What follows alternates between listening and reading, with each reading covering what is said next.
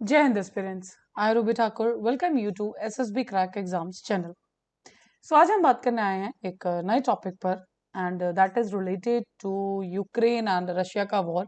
And उसी के लिए एक पीस समिट रखी गई थी जिसको होस्ट किया था स्विट्जरलैंड ने। एंड उस डिक्लेरेशन को साइन करने से मना कर दिया है इंडिया ने, जो एक बहुत बड़ा स्टेप बोला जाता है। एंड वेस्टर्न नेशंस जितने हैं उनके आप अगेंस्ट में के लिए उनके लिए काफी एक ये शॉकिंग टर्म था इंडिया की तरफ से। तो चलिए जानेंगे आज के पूरे वीडियो लेक्चर में कि ये सारा का सारा अपडेट है किसके रिलेटेड।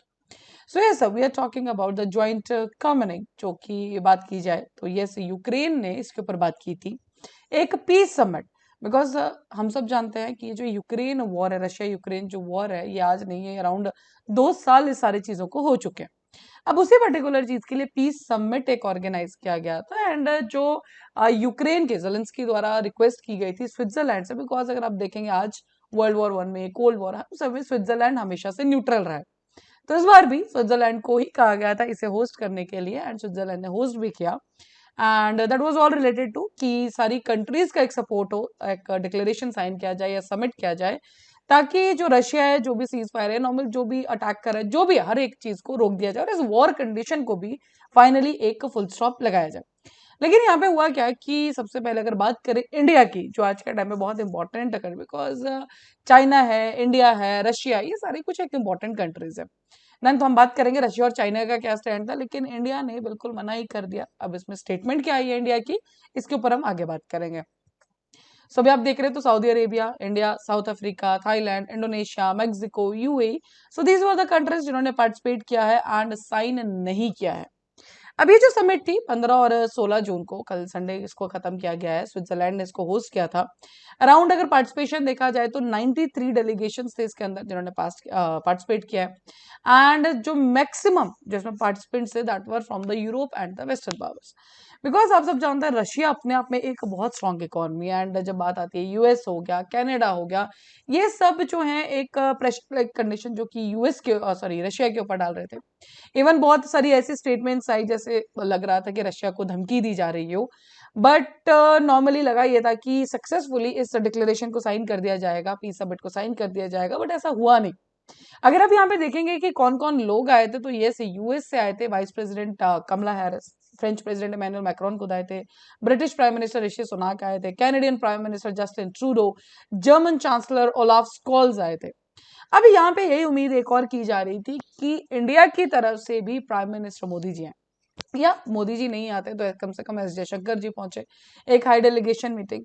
बिकॉज रेगुलरली जो जेलेंस्की है उनकी रिक्वेस्ट थी इंडिया से कि वो बिल्कुल पार्टिसिपेट करें। अब यहाँ पे इंडिया ने एक बहुत स्मार्ट मूव चला कि ना मोदी जी आए और ना ही एस जयशंकर जी आए, लेकिन जो सेक्रेटरी है पवन कपूर, उनके बारे में हम बात करेंगे। Done. So he only attended this particular summit, तो एक रिप्रेजेंटेशन हो गया। लेकिन आप कहेंगे कि बहुत हाई डेलीगेशन, ऐसा कोई प्रेजेंस था तो वो नहीं हुआ। ना मोदी जी गए थे, ना एस जयशंकर जी खुद गए थे। यस, जो सेक्रेटरी है वो वहां पर जरूर उन्होंने इंडिया को रिप्रेजेंट किया है। हालांकि बाकी अगर आप कंट्रीज देखोगे तो यस, प्राइम मिनिस्टर है, खुद जर्मन चांसलर है, ये खुद आए थे। डन। अब बात करते हैं चाइना की। तो आप सब जानते हैं कि जो चाइना है वैसे भी रशिया का काफी क्लोज अलाई है। तो चाइना ने अडॉप्ट किया कि वो इस पर्टिकुलर समिट को अटेंड ही नहीं करेंगे। तो चाइना की तरफ से यहाँ पे कोई रिप्रेजेंटेशन नहीं थी, रशिया को इनवाइट ही नहीं किया गया था। और ये ही सबसे बड़ा रीजन बनता है कि इंडिया ने समिट को साइन नहीं किया। हालांकि क्या स्टेटमेंट्स दिए हैं उस पर हम बात करेंगे। डन। तो रशिया को बिल्कुल इनवाइट नहीं किया गया था। हालांकि रशिया और यूक्रेन का ही झगड़ा है और उसके बीच में एक कंट्री, तो पीस समिट बेसिकली अगर साइन करे तो दोनों के समझौता क्या रहा है कि जो दोनों के बीच में समझौता, दोनों के जो प्लस में पॉइंट्स है उनके ध्यान रखते हुए दोनों को कुछ एडजस्टमेंट्स के बाद ये साइन होना चाहिए था। डन। बट यस, रशिया को इनवाइट नहीं किया था, चाइना ने इसको मिस कर दिया और उसके बाद बचती है सबसे top country, that is India only. Done. और इंडिया ने साइन करने से मना कर दिया बिकॉज सबकी नजरें इंडिया के ऊपर थी। बिकॉज चाइना ने पहले क्लियर कर दिया था कि will not be attending this particular summit. Russia already जो है वो इन्वाइटेड नहीं था एंड इंडिया के ऊपर नजर थी, इंडिया ने मना कर दिया। हालांकि ये काफी स्ट्रॉन्ग मैसेज है वेस्टर्न नेशंस को, बिकॉज वेस्टर्न नेशंस का नॉर्मली ये रहता था पहले, आज नहीं, काफी टाइम पहले की बात करें, कि जो हम लोग डिसाइड करेंगे सबको फॉलो करना पड़ेगा। But now yes, we are talking about the today's India and उसके अंदर हमारा खुद का वो सॉवरेनिटी वाला जो एक हमारा कंसेप्ट है ना, वी आर, जो भी हमें फैसला लेना वो हम अपने उस पे लेंगे। बिकॉज ये जो इंडिया का अगर आप बात करेंगे तो ग्लोबल लेवल पे बहुत सारी कंट्रीज की नजर रहती है and yes we are setting the examples on that. यहाँ पे बात करें दो ग्रुप्स की, ब्रिक्स की और एससीओ, शांघाई कॉर्पोरेशन ऑर्गेनाइजेशन की।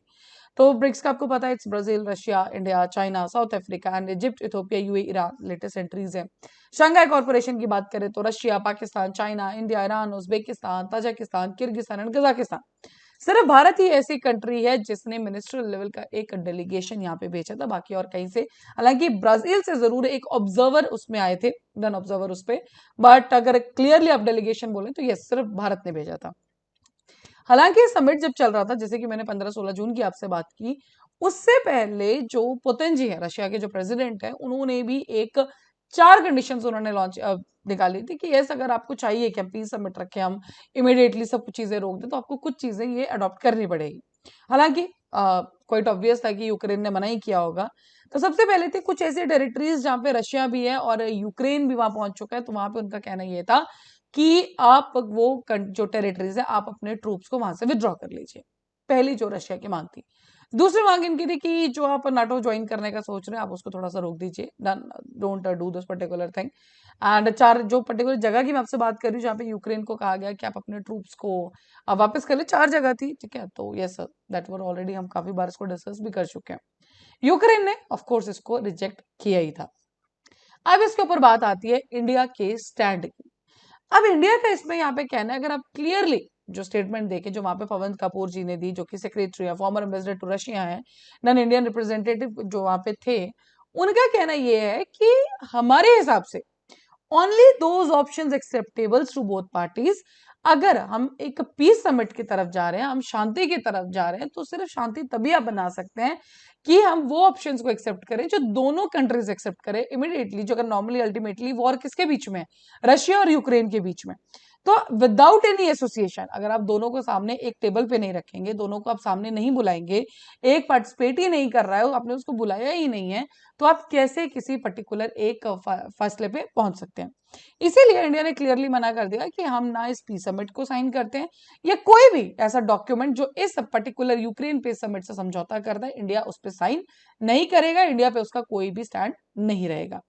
सिमिलरली उन्होंने कहा कि जो उस पे उन्होंने तथ्य दिया कि हम क्यों ये करें, तो उन्होंने कहा कि इंडिया एक ग्लोबल कंसर्न जो शो करता है, जो सिचुएशन चल रही है यूक्रेन के अंदर, और हम उसको कलेक्टिवली सपोर्ट भी करते हैं, और हम भी चाहते हैं कि पीसफुल रेजोल्यूशन हो जाए, जल्द से जल्द हो जाए, ताकि हर एक चीज नॉर्मलाइज हो जाए।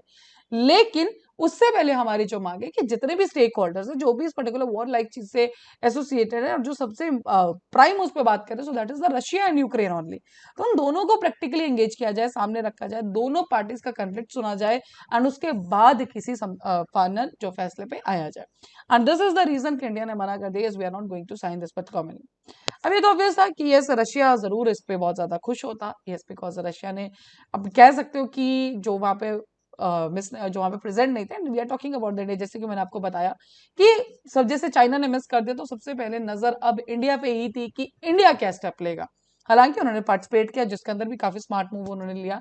ना प्राइम मिनिस्टर मोदी जी आए, ना एस जयशंकर जी, उन्होंने पवन कपूर जी को भेजा, डन। एंड उसके बाद जो स्टैंड आया, तो उन्होंने सिंपल सी बात कही कि यस, हमें पीस से कोई प्रॉब्लम नहीं है, बट हम चाहते हैं कि दोनों को प्रैक्टिकली एंगेजमेंट करने के बाद, उसके बाद हम बात करें कि किस चीज पे हमें फैसले पे पहुंचना है। So yes, that was all for this particular update. तो फाइनली जो यूक्रेन डिक्लेरेशन था, या जो पीस समिट था, वो कहीं ना कहीं आप देख सकते हैं कि फेल हो गया। हालांकि काफी कंट्रीज ने साइन भी किया, बट एक फाइनल जो डिक्लेरेशन है डन, वो नहीं मिल पाया, बिकॉज यहाँ पे बात होगी कि एक जो स्ट्रॉन्ग होल्ड कंट्रीज है, उनका स्टैंड बहुत मायने रखता है, करेक्ट। सो नहीं साइन किया गया। So that was all for this particular update. अभी आपके स्क्रीन पे कुछ कोर्सेज फॉर इंटरव्यू, हर महीने हमारे बैचेस बैठते हैं, ज्वाइन कर सकते हैं। We are having the courses for NDA CDS FCAT. You can enroll in this particular courses. And जब भी आप enroll करें, उस टाइम पे डिस्काउंट कोड जो कि Warrior 10 आप लगाना बिल्कुल ना भूलें। जैसे आप इस कोड को यूज करेंगे, you'll be getting the 10% off on that particular course. So that's all for the day. Thank you so much for watching this video lecture. जय हिंद, जय भारत। अगर आप एक डिफेंस एस्पिरेंट हैं और SSB interview, NDA, CDS, AFCAT जैसे exams के लिए प्रिपेयर कर रहे हैं, तो आप एसएसबी क्रैक एग्जाम्स के कोर्स को चेक करना ना भूलें। आप हमारी लर्निंग एप्लीकेशन को गूगल प्ले स्टोर से भी डाउनलोड कर सकते हैं।